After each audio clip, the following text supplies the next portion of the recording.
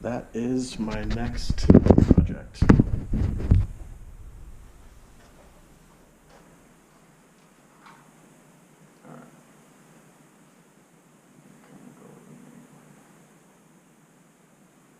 Alright, so everyone take a deep breath. We're going to be smiling, both are going to be smiling. I'm going to give a countdown of 3, 2, 1. Carrie's going to start. Again, this is my camera right here, this little guy right here. Just be natural, talking to Carrie. Carrie's going to make some jokes, he's going to ask you some questions. Alright, here we go. In 3, 2, 1. Hi, this is Kerry Lichtenstein from Ecofine Properties, the next wave in real estate. I'm here with James Burge. James has been my teacher and good friend for 10 years now. I started with James. All I could draw was stick figures, and he's taught me every step of the way.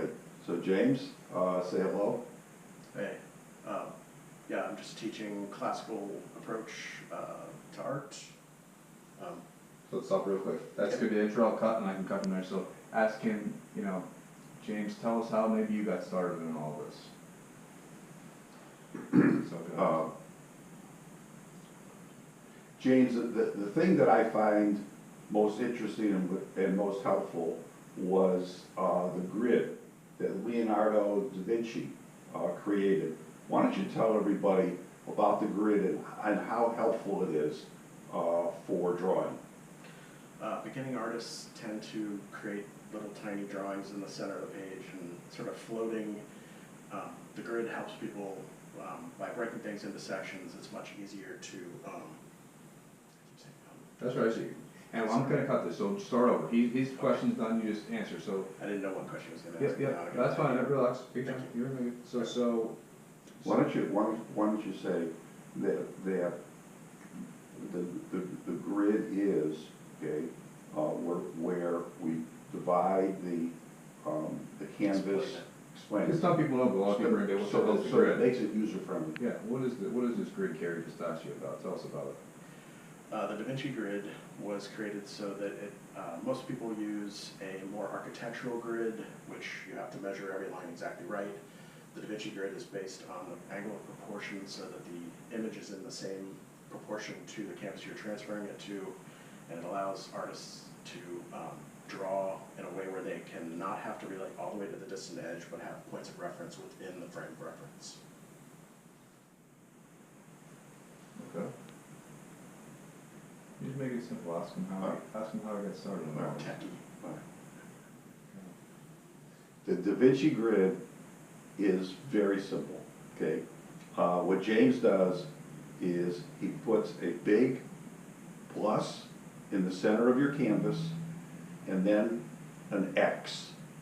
And within that, you're able to have a point of reference to what you're drawing from. We got to do this over. We got to do this over again to make it user friendly. You got a grid here. We have a grid here. Do we have a grid? Oh, You're good. You're good. Thank you. And remember, like I said, I pieced this together. So if we mess up, there's parts we don't like. I'm going to take that and get rid of that anyway. Absolutely. So no big deal. Just relax. So Carrie, the intro was good. Let's go back and say again. Okay. One of the interesting things, James, that you do or whatever, you know how to, Okay. you know what to say. Okay.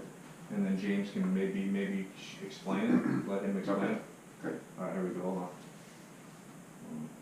All right, ready?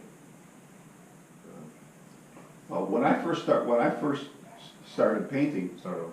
when I first came to James, I was scared because I didn't know how to draw.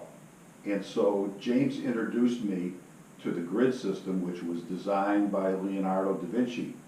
If you come in close, here is an image that I took off of the internet. This was a model from Graf Jewelers. James puts a clear plastic with lines on it, and then he puts the exact same lines on the canvas. That way you know that to put this eye over here and this eye, which is higher, over here. Same thing with the eyebrows. It's a fantastic aid for not only beginning painters, but advanced painters.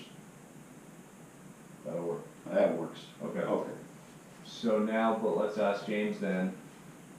I might move that, whatever, I'll cut it somewhere else, but, okay, so Carrie, come back here.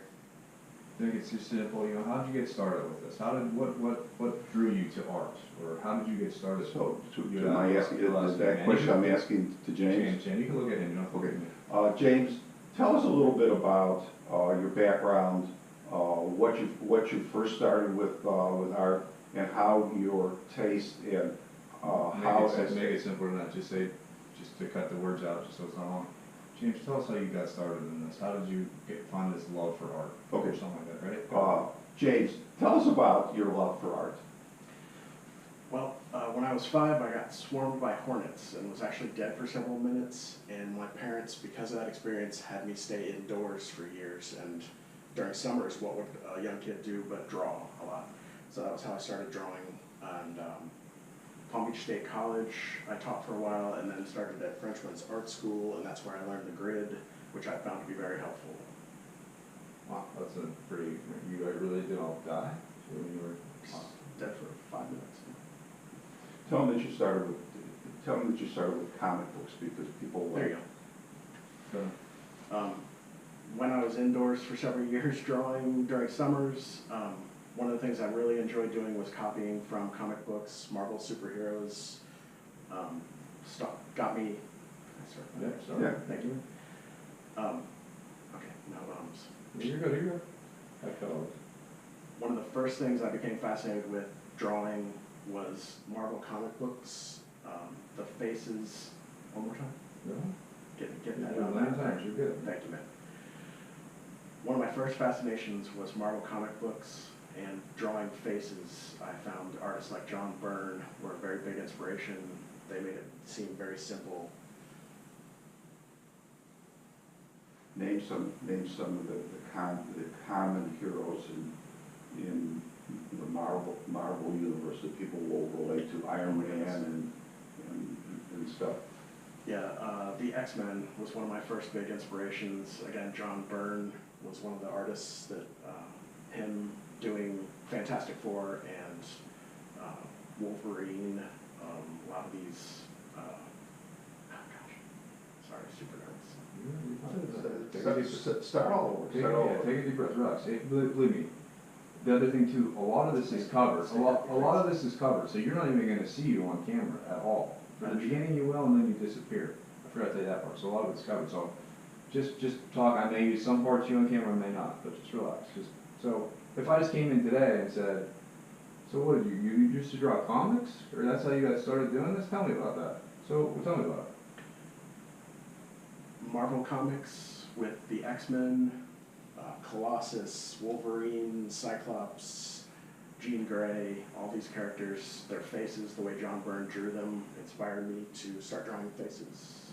My sister would also draw quite a bit out of ads from CoverGirl and straight out of magazines. She would just pull a face and work with charcoal, and I was a few years younger than her, so I watched over her shoulder, and she just amazed me to the fact that she could capture a face. What's some of your, and Carrie, you can ask this because you didn't take it to be on camera, but you've done thousands of paintings over the years, I'm sure, right? What are some of those that stand out to you that you remember that you really loved? Do you have any of those that you remember in your head? I mean, you've done a lot, I'm sure, right? Yeah, one of the most interesting experiences, one of the things I try to do, being somewhat of a hermit, making art indoors a lot, is go out and do plein air and work outdoors. So one of the first paintings I did with that when I returned to Florida from graduate school was my buddy Thor had an apartment on Clematis Street, and he allowed me to go to the roof of his building, and I did a shot down, looking west down Clematis, and actually won a $500 first prize at Lighthouse with that painting. And that inspired me to go and do quite a bit of painting plein air outdoors. It's sort of something it's in my weakness in a lot of ways, because I much more enjoy the working from photos and the time that allows you. I actually liken it to being theater acting versus film acting. And I feel like the best actors have the ability to have both be their forte, and the working outdoors is sort of my weakness, so I found that it helped me to teach actually the more controlled method, to be putting myself in situations where I was able to be forced to be more loose in the beginning. Tell us about some of the painting, and I'm sorry, I'll let you ask, but tell us about some of the paintings in the studio. I mean, some that stand out when people walk in. I mean, tell us about some of these that you have in here that you can think of or you can see right now looking around.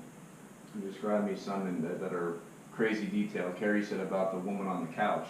When the light hits it the right way, it looks like real leather, right? So tell me about that, maybe that one. A lot of people look at that couch and it's a beautiful girl laying on a leather couch, and they say there's also happens to be a girl in that couch because of the drawing of the leather and the contour of it. If I had to break my arm and pat myself on the back, it turned out pretty nice looking. You mean, you look at it right away, you go, oh, the girl, but then you notice the couch, right? I mean, you do. Well, I noticed the girl. You, so yeah, but, Emphasize the leather. and tell me about some of the other paintings you got here, some of your favorites that are in this studio right here. Well, the one behind me is a model out in LA that's a friend of mine by the name of Celeste Thorson, and the photograph was taken, oh my gosh, I have to look up his name. That's fine. Where was it taken at? It was in Venice, and I've, So say that this photo was taken in Venice. this is a photo, this was painted from a photo done by, oh jeez. Just say that. This painting was done of, one more time, sorry. This is a painting that I did from a photograph taken in Venice of a model that is a friend of mine, and I've known for several years, by the name of Celeste Thorson. Okay. And where was it taken? You said in the beginning, right? So, I want to I think this should be orientated towards new students and bringing new students in. So I want to ask them, I'll ask them a question. James, when a student first comes to you, could you tell everybody a little bit about how you get them started? Sure. The classical approach, indirect versus direct process. Most schools teach people to be direct and throw them right into direct painting, which requires quite a bit of already having drawing skill. By separating things into steps, by doing an underpainting, an underdrawing, using the grid, these methods make it so that people can gain confidence by having forgiving, by each step is forgiving along the way, and they can, if they make mistakes, they can. Okay, why don't we do it this way? You don't have to record me. I think this whole thing should just be outtakes. Let's see, I'll piece it together. I have my students, I give my students a list of things to buy, and then when they bring their canvas in, I have them draw by hand, okay, using the grid in charcoal, and then I go over and I show them how to correct it. So let's get into how you get people started, because most people, the problem is that people are afraid to come in. Yeah, sure, because it. Okay, because they don't know what they think. They think they're gonna have a paintbrush in their hand and they're gonna start painting right away. So see if you can. I think it's simple. It's all simple. It's simple words. You know, like he said, I have them come in with this. I give them this. I do this. Right, I have them come in with a number 6 pencil or number 6 graphite, and I do the grid for them, and then they start. Hold on one second, actually. Hold on. I'm switching over.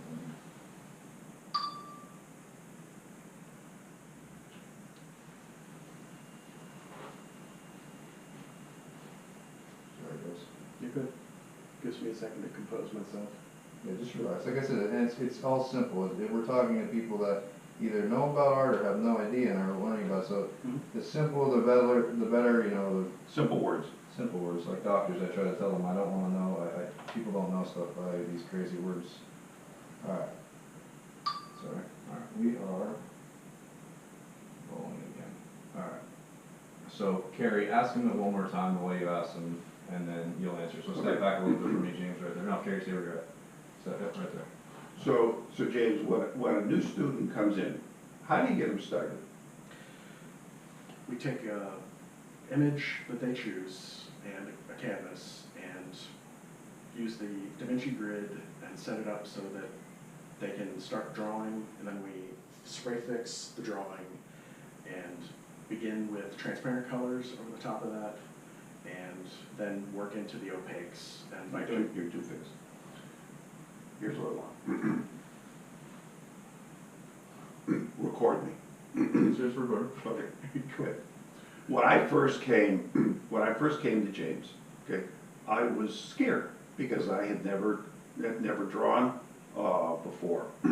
So I brought in a picture. James said, bring in any picture that you want. Okay, he gridded that with the pluses and the X's. He put the same grid on the canvas. He had me get a number 6 soft graphite pencil, and then I started copying from the picture, okay, onto the canvas. And then James would come over and he would help me make corrections on it, and I'd work on that until until we got it to the point where we were ready for the next step. Okay, that's really what you should say. Okay, so, simple, break it down to me. New student comes, I just walked in here, I wanna know how to paint. I wanna know how to work on this. What do you do? What do you do with your students? A lot of people, when they first come in, are very intimidated, and it really helps to break things into steps. One of the things we do is take the canvas and put a grid across it, and put a grid also on the image to make it easier to transfer. Then we use a soft leaded pencil and sketch in an underdrawing, and then take transparent color and glaze over the top of that. By doing things in step this way, it's very forgiving. Okay, and if you know, like you said, and he said too, he was scared, it's intimidating. I walked in and I'm like, oh my God, stick figures for me too, because I can't do this. But it's over time, right? I mean, everyone has a different style, I guess